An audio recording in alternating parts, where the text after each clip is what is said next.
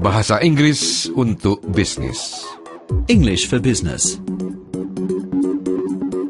Pelajaran ke-11. Rapat. Lesson 11, a meeting. Dalam pelajaran ini, kita akan memusatkan perhatian pada peranan ketua rapat. Bagaimana menjelaskan tujuan rapat dan mengetengahkan persoalan yang perlu dibahas. Kita juga akan belajar bagaimana melakukan interupsi dalam rapat, demikian pula sebaliknya bagaimana menghentikan interupsi, dan bagaimana menyimpulkan apa yang dikatakan seseorang dalam rapat. Nah, mari kita mulai. Hari itu Senin pagi. Douglas, Harvey, Victoria, dan Caroline duduk di ruang rapat untuk membahas rencana presentasi yang akan disampaikan keesokan harinya.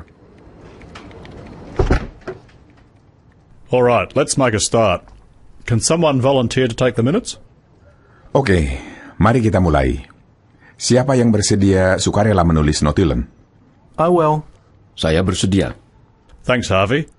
Now, the agenda isn't a long one. We need to prepare for this presentation with Silver Heaven tomorrow.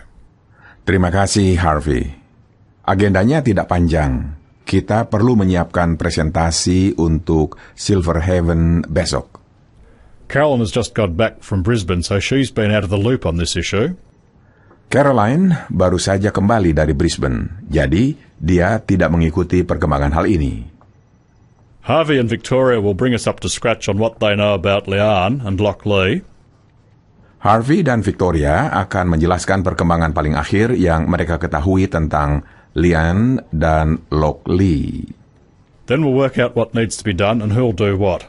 Kemudian kita tentukan apa yang perlu kita lakukan. Dan setelah itu, bagi-bagi tugas. Siapa melakukan apa?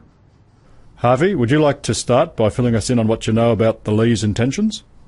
Harvey, bisa Anda mulai dengan menjelaskan apa yang Anda ketahui tentang keinginan Lian dan Loch Lee.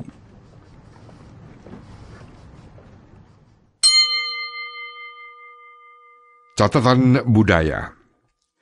Rapat ini dipimpin oleh Douglas. Tetapi tidak berarti bahwa semua rapat perusahaan harus dipimpin oleh manajer. Mengingat bahwa tidak sedikit pengalaman yang dapat diperoleh dari tugas memimpin rapat, maka banyak perusahaan kini menerapkan kebiasaan rotating chair, ketua bergilir. Masing-masing anggota staf diberi kesempatan untuk secara bergilir mengetuai rapat. Perlu pula diperhatikan di sini bahwa istilah chairman atau ketua rapat sudah jarang digunakan di kalangan barat, karena seakan-akan hanya lelaki saja yang boleh memimpin rapat. Istilah yang lebih sering dipakai sekarang chairperson, atau bisa pula hanya chair. Douglas memulai rapat dengan meminta perhatian kepada semua peserta dengan berkata, "Let's make a start." Mari kita mulai. Tentu saja ia dapat pula mengatakan, "We'll begin with the first item on the agenda." Kita mulai dengan pokok pertama dalam agenda, yang kemudian dilanjutkannya dengan menjelaskan tujuan diadakannya rapat. Now, the agenda isn't a long one. We need to prepare for this presentation with Silver Heaven tomorrow. Agendanya tidak panjang. Kita perlu menyiapkan presentasi untuk Silver Heaven besok.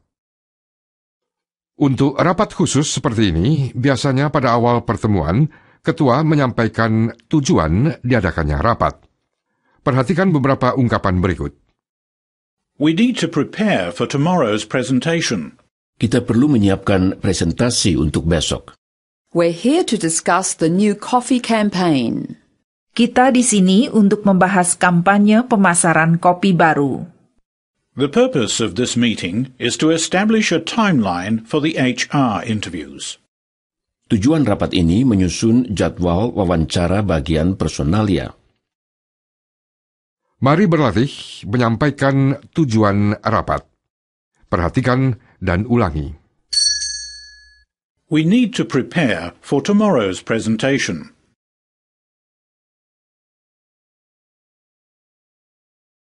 We're here to discuss the new coffee campaign.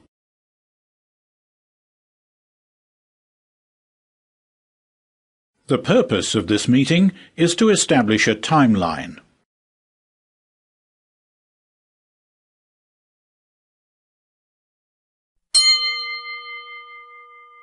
Perhatikan cara Douglas meminta kepada Harvey untuk memulai pembicaraan. Harvey, would you like to start by filling us in on what you know about the Lees' intentions? Harvey, bisa Anda mulai dengan menjelaskan apa yang Anda ketahui tentang keinginan Lian dan Lockley? Ketua rapatlah yang punya hak menetapkan siapa yang boleh atau dapat giliran untuk berbicara. Siapapun yang ingin mengemukakan pandangan hendaknya diberi kesempatan untuk berbicara. Untuk mempersilahkan peserta berbicara, ketua cukup menyebutkan nama. Tetapi ada pula beberapa cara lain. Mari kita berlatih. Victoria, you had your hand up. Do you have anything to add, Caroline? Peter, I believe you're next.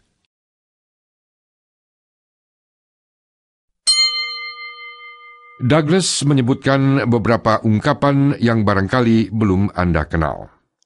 Ungkapan bring someone up to scratch dan fill someone in punya arti yang sama, yaitu memberikan informasi paling akhir mengenai sesuatu hal.